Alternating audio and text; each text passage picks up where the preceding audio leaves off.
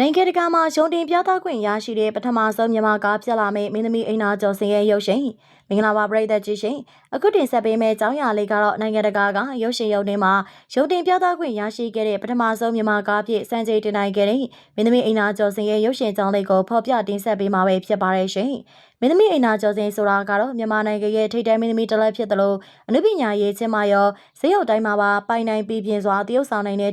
ထူးချွန်သူမင်းသမီးတစ်လက်ပဲဖြစ်ပါတယ်မြန်မာနိုင်ငံကရုပ်ရှင်လောကရဲ့အမြင့်ဆုံးဆုဖြစ်တဲ့ကယ်ဒမီဆုကိုလည်းထက်စစ်ဆုကူးထားနိုင်တယ်လို့သူမကနိုင်ငံသားနဲ့ချစ်ကြည်ရေးတွဲဖက်ရိုက်ကူးရတဲ့ရုပ်ရှင်ကားတွေမှာလည်းပါဝင်ရိုက်ကူးလေးရှိသူထိပ်တန်းပညာရှင်မင်းသမီးတယောက်ပါသူမကတရုတ်ဆောင်ရမှာအလှထက်တဘာဝကြဖို့ကိုစားဦးစားပေးလှုပ်ဆောင်တတ်တဲ့တရုတ်ဆောင်ပြီးသားသူမင်းသမီးတစ်လက်ဖြစ်တဲ့အတွက်လေဒီလိုထိပ်တန်းမင်းသမီးနေရာကိုရောက်ရှိနေရယူထားနိုင်ကြတာလည်းဖြစ်ပါတယ်အခုချိန်မှာလည်းမင်းသမီးအိမ်နာကျော်စင်ဟာမြန်မာတရုတ်ဆောင်တွေထဲမှာစံချိန်သိရေးထိုးသွားဖို့ရှိနေတာပဲဖြစ်ပါတယ်မင်းသမီးအိမ်နာကျော်စင်မမတ်မိုးဖြစ်အဓိကဇက်ဆောင်နေနဲ့ပါဝင်ထားတဲ့ What Happened to the Wolf ရုပ်ရှင်စကားကြီးဟာကမ္ဘာနယ်ဝန်းရုပ်တင်ပြသနိုင်တော့မှာဖြစ်တာကြောင့်မင်းသမီးအိမ်နာကျော်စင်ဟာနိုင်ငံတကာမှာပထမဆုံးရုပ်တင်ခွင့်ရတဲ့မင်းသမီးတစ်လက်ဖြစ်စံချိန်တင်သွားနိုင်တော့မှာပဲဖြစ်ပါတယ်။နိုင်ငံတကာမှာရုပ်တင်ပြသသွားမယ့် What Happened to the Wolf မှာမင်းသမီးအိမ်နာကျော်စင်နဲ့အတူမင်းသမီးလေးပိုင်ဖြိုးသူကလည်းပါဝင်တရုပ်ဆောင်ထားပြီးဒီရုပ်ရှင်ဟာ2021ခုနှစ်မှာနိုင်ငံတကာရုပ်ရှင်ပွဲတော်တွေမှာပြသထားခွင့်ရရှိထားခဲ့ပြီးတော့ဆုတွေလည်းရရှိထားတဲ့ရုပ်ရှင်တစ်ခုပဲဖြစ်ပါတယ်။မြန်မာကားရည်နဲ့လုံးဝကွဲထွက်နေတဲ့ဒီရုပ်ရှင်ဟာ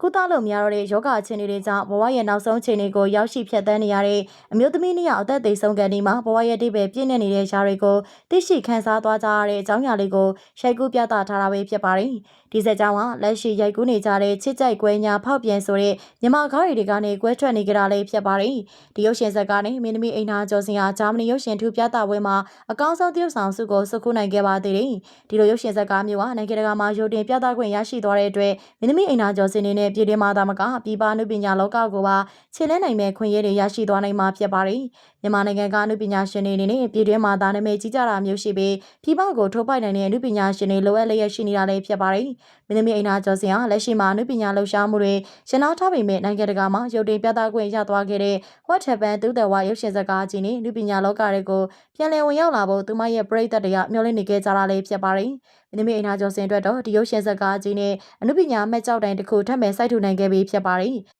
ပရိသတ်တွေကလည်းမင်းသမီးအိမ်နာကျော်စင်ပါဝင်ထားတဲ့ဒီရုပ်ရှင်ဟာ quality ပြည့်မီတဲ့မြန်မာကားတွေဖြစ်လာဖို့အလဲအပြောင်းတစ်ခုဖြစ်လာလိမ့်မယ်လို့လည်းမျှော်လင့်အားပေးလျက်ရှိနေကြတာပဲဖြစ်ပါတယ်။မင်းသမီးအိမ်နာကျော်စင်ရဲ့ပရိသတ်တွေတက်တော့တကယ်ကိုမှဂုဏ်ယူစရာပါပဲနော်။အားပေးနာဆင်ခဲ့ကြတဲ့အတွက်အားလုံးကိုကျေးဇူးတင်ပါတယ်။နောက်နေ့ဒီမှာလည်းဆက်ဝေစားစရာကောင်းတဲ့ဆယ်လီလေးနုပညာရှင်တွေရဲ့အသင်းနဲ့တူပြန်လာခဲ့ပါဦးမယ်ရှင်။တင်ရော်လောင်းတွေပဲနှုတ်ဆက်ခဲ့ကြပါတယ်။အားပေးနာဆင်ခဲ့ကြတဲ့ပရိသတ်တယောက်ချင်းစီတိုင်းလည်းကိုယ်စိတ်နှလုံးရှင်လန်းချမ်းမြေ့ပါစေကြောင်းကျမတို့ရဲ့ပေးလေးကနေပြီးတော့ဆုတောင်းမေတ္တာစကားလေးလက်စားပါလိုက်ပါစေနော်။